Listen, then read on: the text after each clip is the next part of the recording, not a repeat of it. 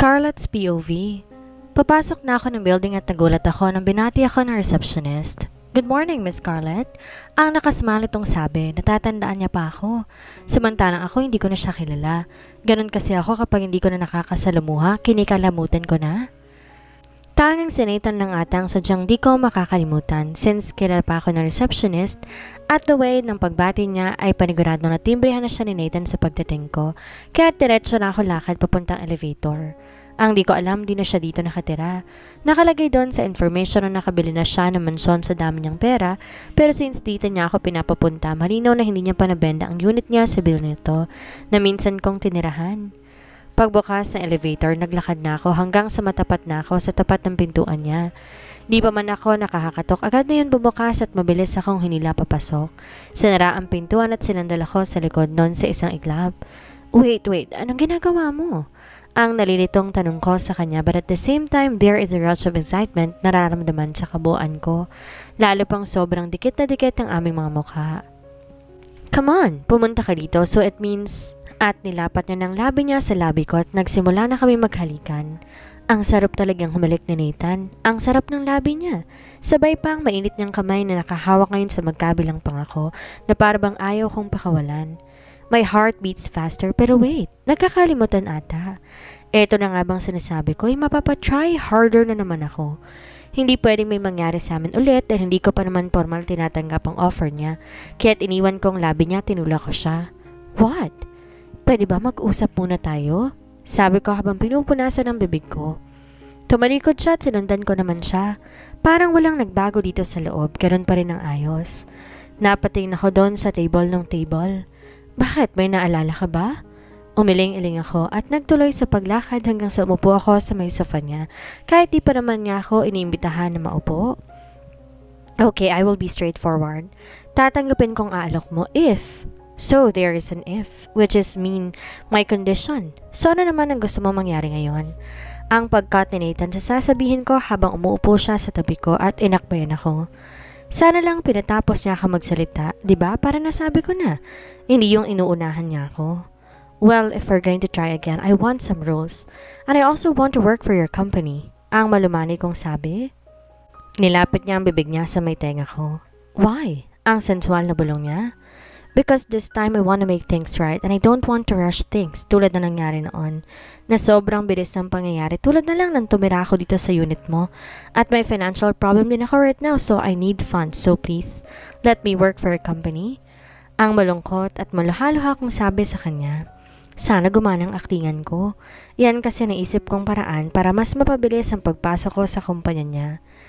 Kung kanina mukha siyang nang aakit at naglalaro, tumayo siya saglit and then bumalik din naman agad na upo sa tabi ko at muling umakbay sa akin at sapilitan niyang pinahawak sa akin ang kanyang cellphone. "Ilagay mo kung magkanong kailangan mo." Ang maotoridad niyang utos at inamoy-amoy pa ang noo ko. Like ano ba, Nathan? Galing ako sa labas. Tapos nag-commute lang ako, baka may araw pa yung buhok ko. Nang tingnan ko kung ano nasa screen, puntik ko na mabitawan ang cellphone niya. Online banking lang naman kung saan ilalagay ko na lang ang details ng amount at kung saan account number isi-send. Binalik ko sa kanyang cellphone dahil parang na-insulto ko. Inalis ko yung isang kamay niya na nakakbay sa akin. Hindi ako babaeng bayaran. Ang inis kong sabi sa kanya. "At sino naman may sabing bayaran ka?" Ang pilosopo niyang sagot sa akin. "Ano yung ginagawa mo? Hindi ko tatanggapin ang alok mong pera dahil hindi ko naman pinagtrabahuhan yan." Ang pagalit kong sabi sa kanya at tumayo ako. Pero bigla niyang nahabol isang braso ko at ang ending, napaupo na naman ako sa kandungan niya ng patalikod. Naramdaman ko na naman na matigas niyang pagkalalaking buhay na naman. Kahit may suot kami mga damit, nakakaramdam ako ng init at panigurado ganon din siya. Iapos na ako na mahigpit para di makatayo mula sa kandungan niya at muling bumulong. "At saan ka naman pupunta? Then fine. Kung ayaw mo ng free money, then don't. Bakit bigla-bigla ka na lang tumatayo? Hindi pa tayo tapos mag-usap. Di mo ba alam ang salitang negotiation?" Ang sensual na bulong niya at naramdaman ko ang buga na hininga niya na dumapo sa balat ng leeg ko. Shit naman, no? Lalo akong nainitan at na-excite sa mga ginagawa niya. Paano ko makaka-concentrate sa mission ko kung laging naghahaluan ng pressure ang trabaho ko? Yes, trabaho lang lahat ng to. Ang pagpapaalala ko sa aking sarili. Pinaling kong ulo ko para makita kong mukha niya at parang gusto ko siyang sugurin ng halik right now pero hindi pwede. Tama siya, there is a negotiation happening right now sa pagitan namin at need kong manalo sa kung naman agreement setup namin. Pero mas mabilis kong maisigaw misyon na to at baka tuluyan na naman akong mahulog sa kanya. Hindi po pwedeng mangyari yun. Ang lahat na ito'y trabaho lamang, walang personalan. Kailangan mapaniwala ko siya at makuha kong muli ang tiwala niya para makakuha ko ng impormasyon tulad ng dati. Muli ako maglalaho na parang bula. Masakit man, kailangan kong ulitin gawin sa kanya ang ginawa ko noon. Tinignan ko siya diretso sa mga mata. Then what's your offer? Dahil kung hindi masusunod ang kagustuhan ko makapagtrabaho sa kumpanya mo, di ako papayag makipagbalikan sa'yo. Ang seryoso kong sabi sa kanya.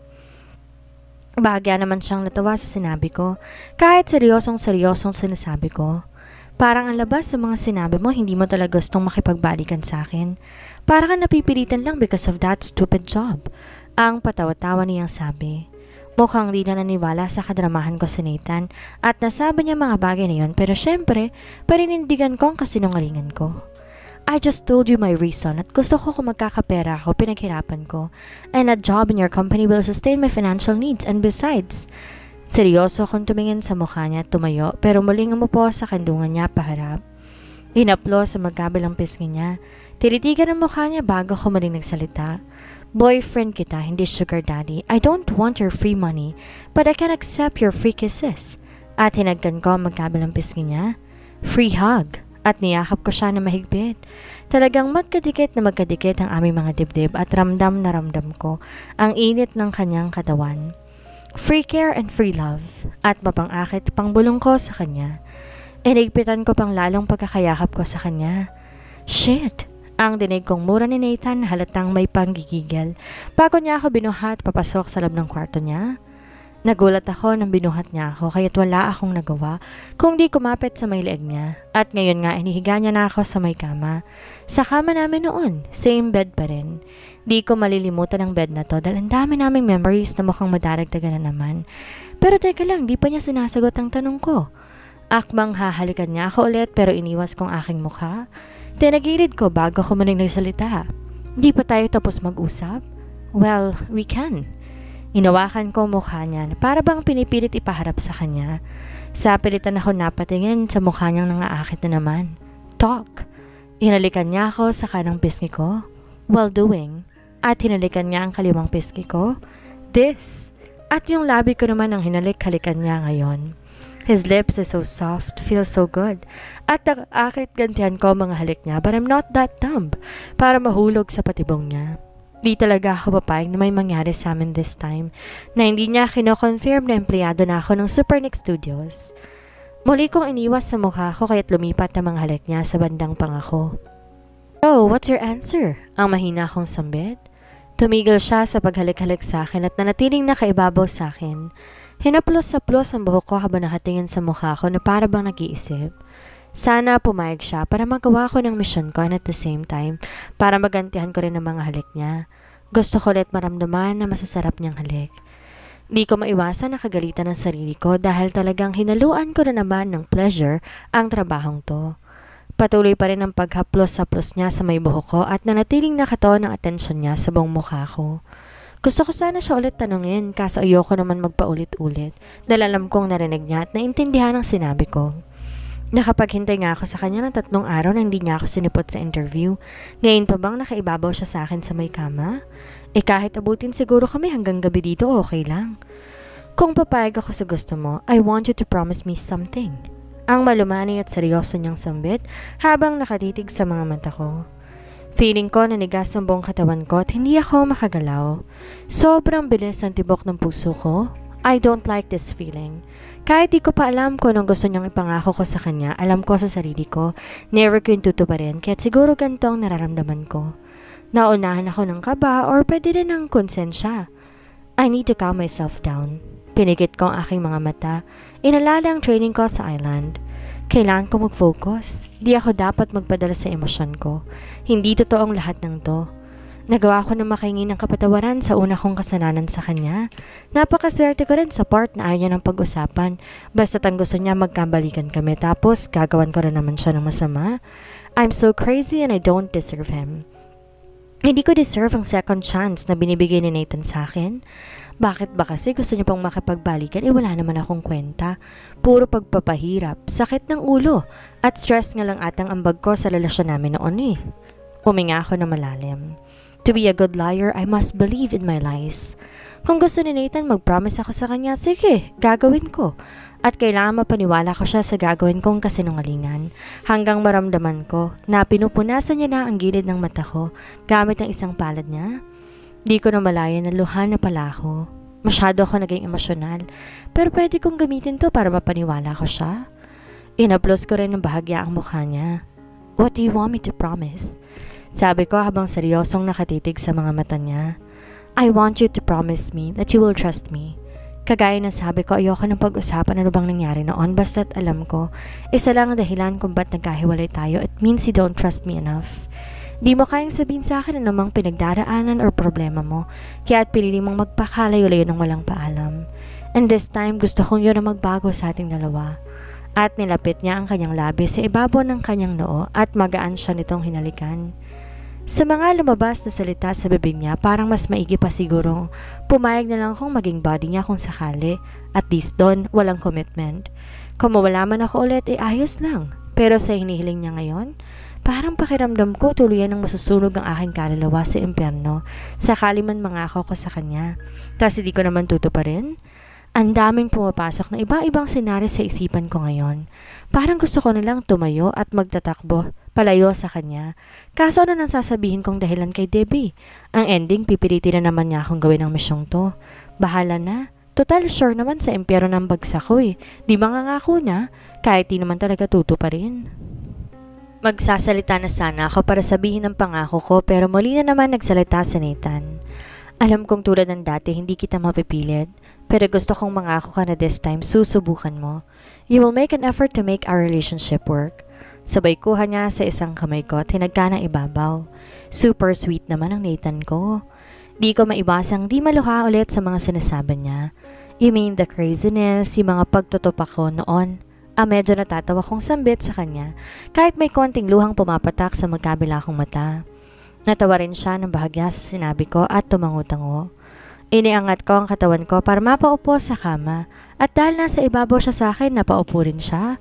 Magkaharap pa rin kaming dalawa at hinawakan ko ang dalawa kong kamay sa magkabilang kamay niya. Mahigpit bago ko seryosong tumitig sa mga mata niya. This is it. Wala na talaga. Hindi na talaga niya ako mapapatawa dahil hindi ko naman tutuparin ang mga sasabihin ko. This time, I swear, I will try to trust you fully. Dahan-dahan kong sinabi mga katagang iyon at tila ba sobrang bigat ng bawat salita. Hirap na hirap akong pakawalan pero nagawa ko naman at parang mga iyak-iyak pa. Feeling ko hindi na ako na-acting this time eh. Talagang nakakaiyak na ang ginagawa kong panggagago sa kanya. Pero sa isang bahagi ng isipan ko, hindi dapat ako magpadala sa kung ano man ang nararamdaman ko. Dapat itanim ko sa kokote ko kung bakit ako nandito. May posibilidad na may anomalya siyang ginagawa or may mga taong nakapaligid sa kanya. At doon ako dapat mag-focus dahil sa kung ano man ang nararamdaman ko, alam kong lilipas din naman. Thank you. Ang mahinahon at nakangiti niyang sambit. Kita ko sa mga mata niya ang saya. Kaya nakakakonsensya talaga eh.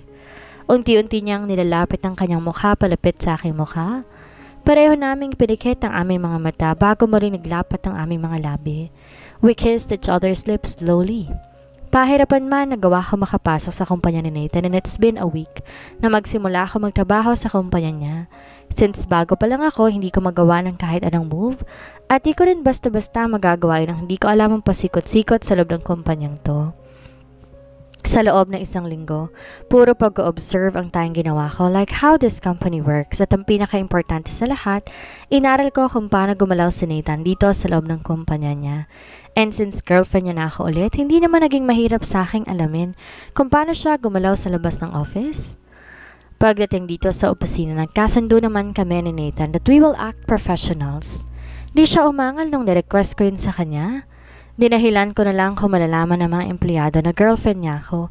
Baka mangilag sa akin or baka maging special ang treatment sa akin. At yon ang iniiwasan kong mangyari kapag pumayag na rin siya. Sa isang linggo kong pananatili dito, masasabi ko naging smooth dahil halos hindi ko nga nakikita si Nathan. Di siya nakikihalubila sa mga empleyado at para talaga akong normal na empleyado. Di nakikisalamuha sa may-ari ng kumpanya. Lagi kasing sarado ang pinto ng opisina niya. Di ko nakikita anong ginagawa niya sa loob eh. Di rin ako pwedeng basta't pumunta doon nang wala ng business sa kanya. At kung meron, pwedeng email lang. At ang nabalitaan ko, hindi raw talaga po pwedeng pumasok basta sa opisina ni Nathan. At kung may kausap to empleyado or aplikante, hindi raw sa loob ng opisina ginagawa, kundi sa meeting room. Naging curious tuloy ako, ano bang meron sa opisina niya? Mukhang wala pa raw empleyado nakakapasok doon ah. Sa tanghali, hindi rin siya nalabas. Sa loob lang din siya ng opisina niya nagsistay. Napaisip tuloy ako kung nakain ba siya. Parang gusto ko pa nga sana magtampo na hindi siya nakalabas para sabay sana kami mag-lunch. Pero halos batukan ko ng sarili dahil para akong tanga at nakakalimot. Ako ang humiling na we should act professional at work at ayaw ipaalam na may relasyon kami tas gusto ko sabay kaming kakain ng lunch. Talaga naman, nababaliw na ako sa misyong to. Sana talaga matapos ko na para makawala na ako sa kung anumang damdaming nararamdaman ko. At since hindi nga nasabay sa akin si Nathan ng pagkain, dahil wala naman nakakaalam na kami na ulit, ewan ko na lang kay Steven. Kasi parang di ko siya nakikita dito. Isang linggo na ako nandito, pabor sa akin ang sitwasyon. At ang oras ng lunch break ay ang time kung saan po pwede ako makihalubilo sa iba para makapangalap na rin ng impormasyon. Nagkaroon naman agad ng mga kaibigan and that is part of my plan. I need to make friends here para pwede kong pagtanungan tungkol dito. At ang isa sa kanila si Lennon. Siya ang nakasalumuha ko sa naging pod nung una kong punta dito. Yung parang member na 90s rock band kung pumorma.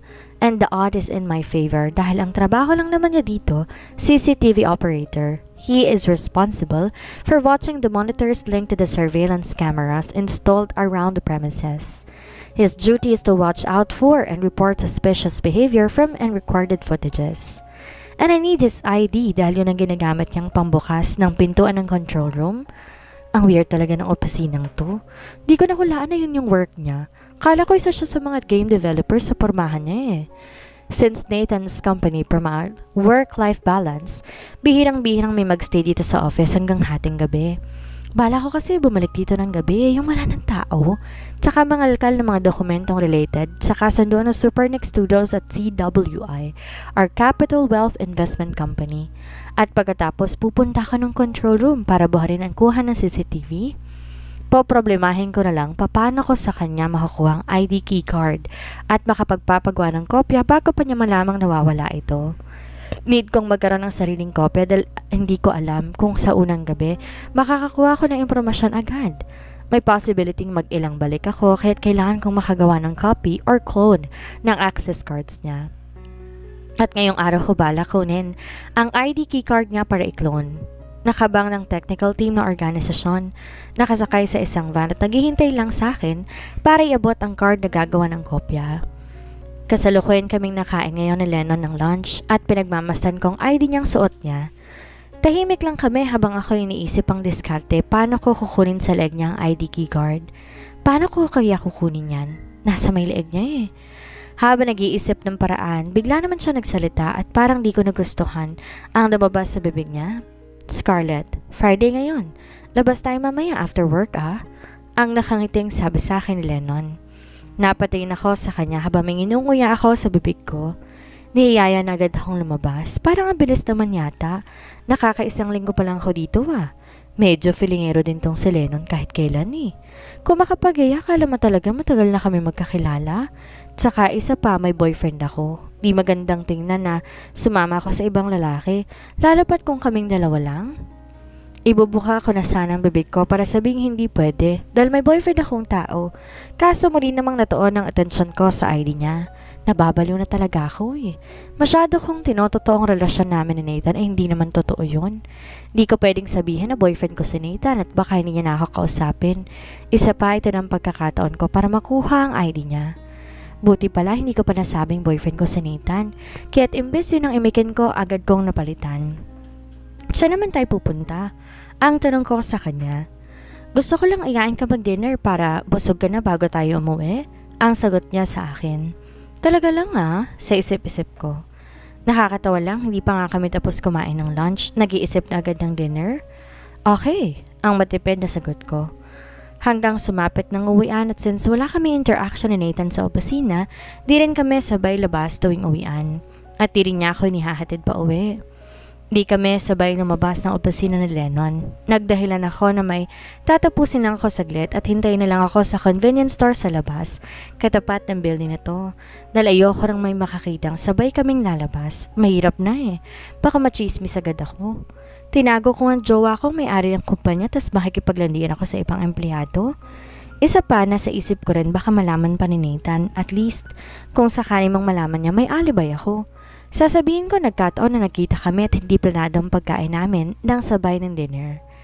Kasalukuyan na ako naglalakad palabas ng building at patawid sa kabilang side kung nasa ng convenience store. Pero pagpasok ko lang sa loob, alam ko nang cancel ang dinner date namin ni Lennon. Nakita ko lang naman si Nathan at si Lennon nakatayo na magkaharap at mukhang nag-uusap.